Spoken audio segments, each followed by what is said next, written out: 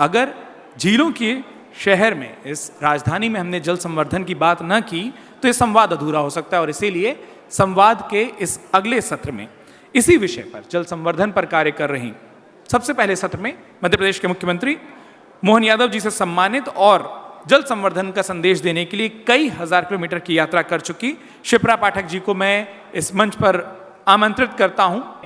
देखा कि कैसे आदरणीय मुख्यमंत्री जी ने उनका स्वागत किया और वो उनके साथ मेरी सहयोगी पल्लवी कश्यप इस सत्र पर, सत्र का नाम हमने दिया है जल है तो कल है। और मैंने जैसा कहा कि शिप्रा जिस धरती से आती हैं बेहतर तरीके से वो इसे समझती हैं। धन्यवाद उत्कर्ष। और मैं स्वागत करना चाहूँगी शिप्रा मैम आपका, आप सभी का बहुत बहुत स्वागत है। आज एक बहुत महत्वपूर्ण विषय पर बात होनी है। हम बात करते हैं हमेशा मिनरल वाटर की, हम घर में भी फिल्टर लगाकर पानी पीते हैं, हम बॉटल वाला पानी पीते हैं, हम कोशिश करते हैं हम गंदा पानी ना पिएं। लेकिन शायद आप में से सभी लोगों को ये पता होगा कि नदी के पानी से ज़्यादा शुद्ध किसी चीज़ का पानी नहीं होता, ना वो फिल्टर का पानी होता है, ना वो मिनरल वाटर हो सकता है। लेकिन क्या हो जब वो नदियाँ इतनी दूषित हो जाएं कि जिसे देखने मात्र से आपको बीमारी जैसा महसूस होने लगे। नदियों को साफ करने और नदियों को स्वच्छ बनाने के लिए एक मुहिम छेड़ी शिप्रा पाठक ने, जो वाटर वुमन के नाम से जानी जाती हैं। सबसे पहले तो शिप्रा मैम आपका बहुत बहुत स्वागत है। एक बार फिर से एक बहुत महत्वपूर्ण सवाल, क्योंकि सब लोगों को ये जानना चाहिए, ये जो शुरुआत थी आपकी पानी जल संरक्षण, जल को स्वच्छ करना, पर्यावरण संरक्षण, ये कहाँ से ये विचार आया और क्यों आपने यही चुना? करने को तो बहुत कुछ कर सकती थी आप। नर्मदे हर, भारत माता की जय। अग्रिम पंक्ति में संत महात्मा बैठे हैं, सबसे पहले मैं उनके चरणों में प्रणाम करती हूँ। और महाकाल की इस भूमि से अमर उजाला ने जो मुझे आमंत्रण दिया है एक गिलहरी प्रयास के लिए, उसके लिए आभार प्रकट करती हूँ। अगर आध्यात्मिक उत्तर आप इसका लेंगी तो किसी भी बच्चे के जन्म के 3 या 5 दिन बाद उसका नाम रख दिया जाता है। तो अगर मेरा नाम शिप्रा था तो इसका अर्थ है प्रकृति ने सुयोजित एक योजना के तहत ही भेजा था।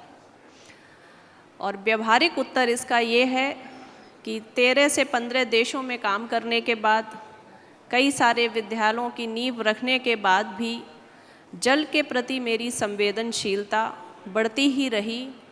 और माँ नर्मदा की 3600 किलोमीटर की परिक्रमा और कैलाश मानसरोवर की परिक्रमा के बाद ये लगा कि ये जीवन बहुत छोटा है अपने जीने के लिए, और जब कार्य करना ही है तो अपना बिजनेस एसेट ना बढ़ाकर अगली पीढ़ी के स्वास्थ्य का एसेट बढ़ाना चाहिए।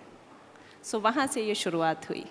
एक बहुत दिलचस्प बात मैं आप सबको बताना चाहूँगी। शिप्रा जी ने 4000 किलोमीटर की पद यात्रा की, अयोध्या से लेकर रामेश्वरम तक पद यात्रा थी ये। तो ये वाकई बहुत महत्वपूर्ण था आप सबको बताना। लेकिन इसमें भी एक और महत्वपूर्ण पहलू है, इन्होंने दरअसल एक प्रण ले रखा है। इन्होंने ये प्रण लिया है कि जब तक ये वृक्ष ना लगा ले 5 लाख, तब तक राम लला के दर्शन और उनके सिंहासन के दर्शन नहीं करेंगी। और अभी तक ऐसा ही हुआ है। क्या मैं सही बोल रही हूँ? महाराज जी, आप ही से मेरी एक जिज्ञासा शांत करिएगा। हम कहते हैं कि प्राण प्रतिष्ठा कराई जा रही है अवध में। रामलला बिठा लेना तो पत्थर तो नहीं बिठाला, प्रतिमा तो नहीं बिठा ली, उसके साथ हमने शब्द लगाया प्राण प्रतिष्ठा। तो जब रामलला में प्राण पड़ गए तो उस रामलला के सामने हम अशुद्ध और मलिन सरयू का जल रखेंगे तो उनके फेफड़े संक्रमित नहीं होंगे? अगर वो रामलला अशुद्ध वायु को ग्रहण करेंगे तो वो बीमार नहीं हो जाएंगे? अगर मानवीयकरण ही करना है तो तरीके से करना चाहिए ना। केवल कुछ क्षण की प्राण प्रतिष्ठा करके उसे पत्थर मानकर फिर वापस अपने अपने घरों में चला जाना, इतनी असंवेदनशीलता कम से कम मुझ में नहीं है। तो मुझे लगा जब मैं अपने रामलला को शुद्ध जल और शुद्ध वायु की व्यवस्था अपनी क्षमता के अनुसार करूंगी और 5 लाख पौधे अयोध्या के 50 किलोमीटर के अंतर्गत इतनी दूर तक लगाऊंगी कि रामलला शाम को कहीं टहलने भी जाएं तो शुद्ध वायु ही ग्रहण करें।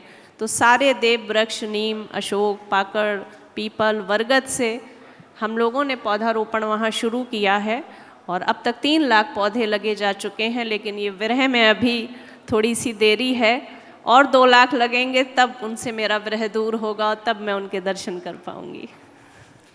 समय बदल रहा है, इंडस्ट्रियलाइजेशन हो रहा, औद्योगिकीकरण हो रहा है, सड़कें बन रही हैं, जो पेड़ पौधे हैं, पेड़ कट रहे हैं दरअसल। ये सब बहुत कुछ ऐसा हो रहा है जो बहुत जल्दी नहीं सुधर सकता है, फिर भी आपने एक बीड़ा उठाया है। क्या लगता है आपको, इसमें आपके साथ साथ क्या हर भारत के हर एक नागरिक का साथ होना चाहिए? लेकिन हो तो ये संभव कैसे हो, क्योंकि ये छोटा काम तो है नहीं। गिलहरी ने तो ये ध्यान नहीं दिया था ना कौन कितने पत्थर फेंक रहा है। वो अपनी क्षमता से लपेट रही थी अपने शरीर में रेत और डाल रही थी, और राम की दृष्टि इतनी छोटी वस्तु पर भी पड़ गई, और राम इतनी सूक्ष्म व्यवस्था को भी अपना लेते हैं, इसीलिए तो वो राम है। सो किसको क्या करना चाहिए, अगर इस पर ध्यान दूंगी तो फिर आलोचना और धरना प्रदर्शन की महिला सशक्तिकरण के नाम पर उसी पंक्ति में बैठ जाऊंगी जिसमें हमारी आज की बेटियां बैठ गई हैं, और वो ये भूल रही हैं कि धरने से नहीं, धारणा से भारत बदलेगा।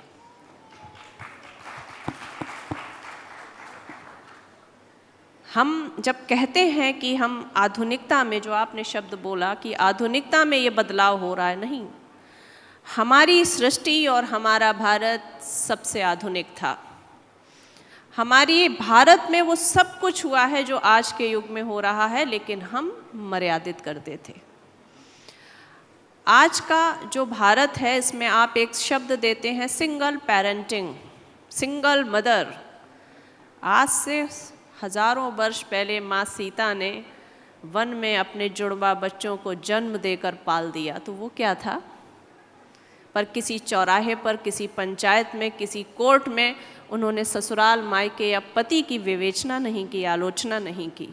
अगर वो करती तो वो सीता रह जाती, उन्होंने नहीं की, इसलिए आज वो सीता माँ है। तो जो आधुनिकता हो रही है, ये समझना पड़ेगा, हम ही सबसे आधुनिक थे। विश्व गुरु हमें इसीलिए नहीं बोला गया था। सारी शल्य क्रिया से लेकर और सारी चिकित्सा प्रणाली से लेकर शिक्षा प्रणाली तक भारत की ही देन थी, लेकिन आधुनिकता के स्थान पर हम बोलने लगे हैं पाश्चात्य संस्कृति से प्रभाव, और ये इतना गोल गोल चल रहा है समय के चक्र की तरह कि पूरा वेस्टर्न कल्चर भारत की तरफ आ रहा है और हम वेस्टर्न कल्चर की तरफ भाग रहे हैं। अगर मैं एक छोटा सा उदाहरण दूं तो जो कमोड सिस्टम था, वो वहाँ की व्यवस्था की आवश्यकता थी। इतनी बर्फ़ होती थी कि उनको बर्फ़ के ऊपर कुछ पत्थर या ईंटें रखकर अपनी नित्य क्रिया करनी पड़ती थी। धीरे धीरे उन्होंने भारत की योग प्रणाली को अपनाया और उनको पता चला घुटने के बल अगर बैठेंगे रोज़ 5 मिनट, विशेषकर बिना कुछ खाए पिए सुबह, तो घुटने मजबूत होंगे। तो अंग्रेज तो वो ये करने लगे हैं, पर हमारे घरों में कमोड सिस्टम आ चुका है और हमारे घुटनों को तोड़ चुका है। सो पेड़ कट रहे हैं, आधुनिकता हो रही है, या आपने एक श्रृंगार के ऊपर भी किया, मेकअप और श्रृंगार, इंडिया और भारत का फ़र्क समझना पड़ेगा। हमें फिर से भारत को धारना पड़ेगा, संभालना पड़ेगा और उसकी संस्कृति को आगे लेके जाना पड़ेगा। केवल एक संस्कृति के संभालने से ही सब संभलेगा, नदी को संभालने से कुछ नहीं संभलेगा। जिस देश की स्त्री संभलती है उस देश का विकास हो जाता है, क्योंकि एक स्त्री के आचरण से परिवार संभलता है। और स्त्री होते हुए मुझे ये कहने में दुख भी हो रहा है और बिल्कुल भय नहीं लग रहा है कि जितनी भी विकृति पिछले कुछ वर्षों में हुई है वो स्त्री के भटकने से हुई है। अगर हम फिर से अहिल्याबाई, दुर्गावती, जानकी, सावित्री, मीराबाई की स्थापना आज की बेटियों की चेतना में कर पाएंगे तो ना नदी बचाने की ज़रूरत है, ना जंगल बचाने की ज़रूरत है, पूरा राष्ट्र स्वतः बच जाएगा। 4000 किलोमीटर की पद यात्रा में आपने नर्मदा को किस किस रूप में देखा है? अगर आप यहाँ पर बैठे सभी लोगों को बताएं तो शायद हमको पता चलेगा कि टीवी पर बैठकर पानी या नदियों के बारे में सुनना और पढ़ना बहुत आसान होता है, देखना बहुत आसान होता है, लेकिन हम जब आंखों के सामने प्रत्यक्ष देखते हैं किसी नदी को दूषित होते हुए तो कलेजा कांपता है। 13,000 किलोमीटर की पदयात्राएं मेरी हो चुकी हैं। 8 नदियों पर काम चल रहा है। 25 लाख पौधे हमने वृक्ष नदियों के किनारों पर बना दिए हैं, जो मुश्किल था क्योंकि जब आप नदी के किनारे की बात करते हैं तो पूरी पहाड़ी चढ़ के उतरने में एक एक पौधा हाथ से ले जाना पड़ता है।